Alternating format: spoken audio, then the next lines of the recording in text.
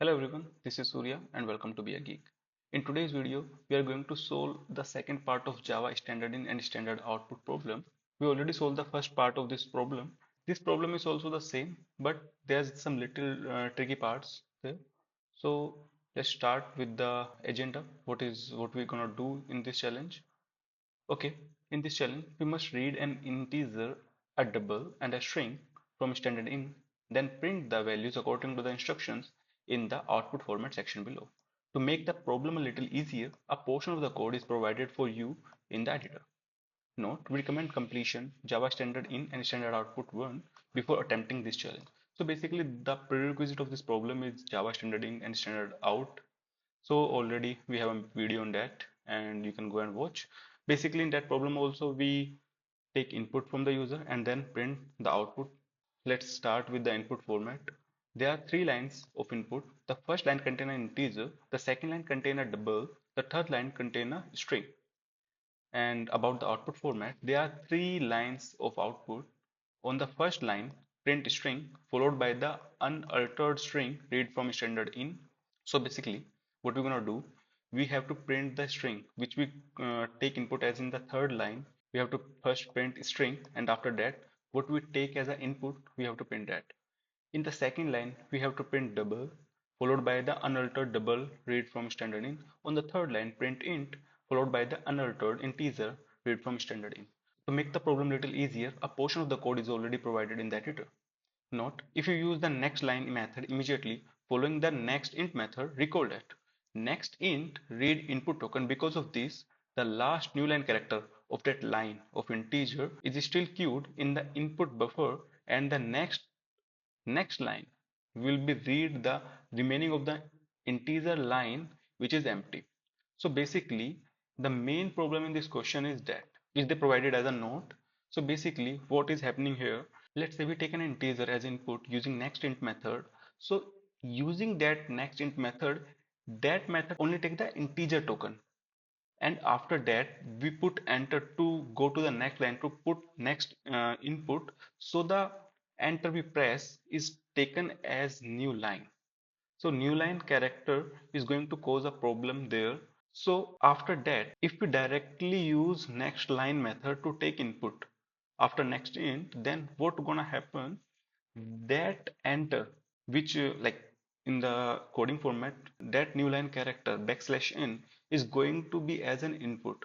We're gonna see that how this is happening when we gonna solve the problem. There are some sample input and sample output here. If we have 42 a double and a string, so we have to print in this format. So what we're gonna do here, we will go to our IntelliJ and then solve this problem.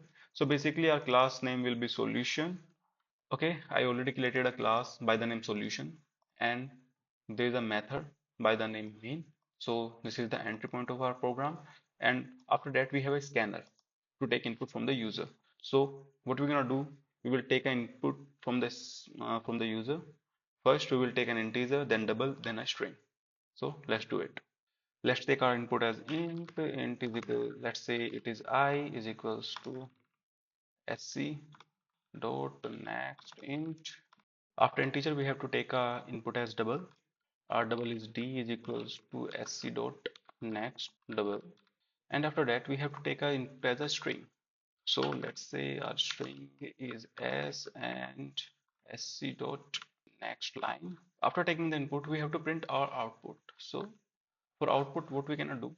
So they say we have some, you have some pre-written code. So let's say let's go there and copy the code. So okay, so this is our code. So here basically what they did, they just print the values which we took as an input. So for integer we have I, for double we have D, and for string we have S, and it is our output format. Let's compile this code and see what happened. Java C solution dot Java. Let's run our code. Java solution. Our first input is an integer, so let's say 1, and second is double 1.2. So this is our output, but this output is wrong because we are not able to give the input as a string. So the main question there is why we are not able to input our string. Let's understand this.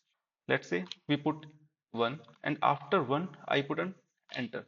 So basically in coding enter is equal to a character which is backslash n. So the backslash n is a kind of a string. So after 1, what we do, we put backslash n, so our line got changed, and after that we input 1.2 and then press the enter. Backslash n is a kind of a string, and this is also a string. So this is our input. We put 1, we put 1.2 and then backslash n, and after that we have to input our string. Let's say my string is Surya. So here what happened, when we took input as next int got stored into 1, but in our input buffer we have backslash n. Let's say this is our input buffer. Let me mark it as input buffer. There I put 1 and then after that I put enter. So 1 got stored into I. So now in my input buffer is backslash n, and after backslash n what I did, I put 1.2 and then backslash n. So what gonna happen there, this backslash n is going to be discarded because I am taking input into a double. So 1.2 this got discarded and 1.2 is stored into our D. So now in my input buffer we have backslash n, and as you can see backslash n is a kind of a string. Backslash n is a string, and before that backslash n I have empty. So as you can see there, it's look like something this. In my input buffer I have an empty string, and after that I have backslash n. So what gonna happen, in my S my empty string is going to be stored. So this empty string is going to be stored in S.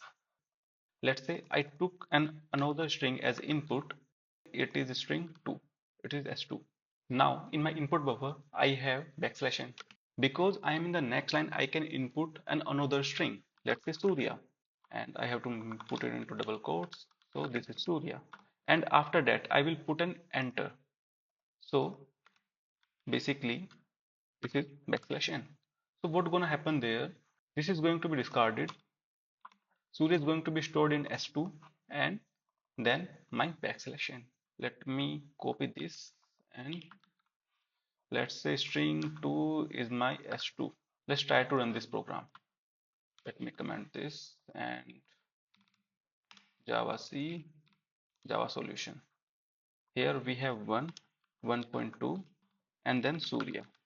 And as you can see there, in my string I have empty.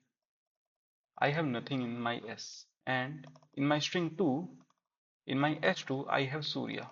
So what is happening there? If in my input buffer I have backslash n, and after that I am taking a string as an input. So this is going to be a issue because of that backslash n, because in my input buffer backslash n is a string and I am taking input as backslash n, and string can be empty. So before backslash n I have an empty string. So what is happening there? I have something like this. I have an empty string before backslash n. So this S is going to be stored that empty string, and then I can store my actual string into S2. So what we can do, uh, let me put S2 there, comment this line and copy my code and try to run this code into HackerRank, and let me run my code, and as you can see our code is working fine, and let me submit this code, and it is submitted successfully. Actually we can avoid this scenario because this scenario only occur when we use scanner class. So to avoid this we can use buffer reader. So there I am not gonna use this scanner. We can use buffer reader class. Let's say our buffer reader object is br, and we have to create an object of buffer reader, and there we have to take input from input stream reader. So new input stream reader, and there we have to pass our system dot in. So this is our buffer reader. So our buffer reader work little bit different from scanner. Our scanner class directly uses system.int, but buffer reader use input stream reader, and then input stream reader use system.in. So what we're gonna do, we will use buffer reader to take input and then print output. Let me copy this and paste it there. If I want to take input using buffer reader, I have to typecast our input because our buffer reader read everything from our input string. Let me show you there how this happen. Let's say I have input as 1, and after that I put enter. So there I have backslash n. So how this work, our buffer reader read this. Buffer reader does not know whether I put an integer, whether I put a double, whether I put a string. So we have to typecast it into other data type. So if I want to read this, so what we're gonna do, br dot read line. So this is the method which we use to read our whole line. But this read line return an string. So here this whole is a string, but I want to store it into an integer. So how this happened? So basically I have to typecast this. How I can do? So for typecasting, I have to use wrapper classes. In future videos, we will learn how wrapper classes work. But for now, integer dot parseInt, and as you can see, my parseInt method take input as string, and br.readline return me a string. So for parseInt, my input is a string. So this will convert my string into an integer. Same for next double. Let me copy this, and there we have to convert it into a double. So for double, we have a wrapper class by the name double, and we have to use pass double there. And for string, br.readline.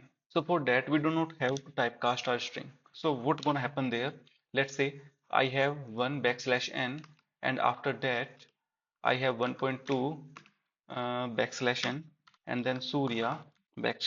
So my br.readline read the whole, but there is a property of buffer reader. They remove \n and \r. They does not consider it.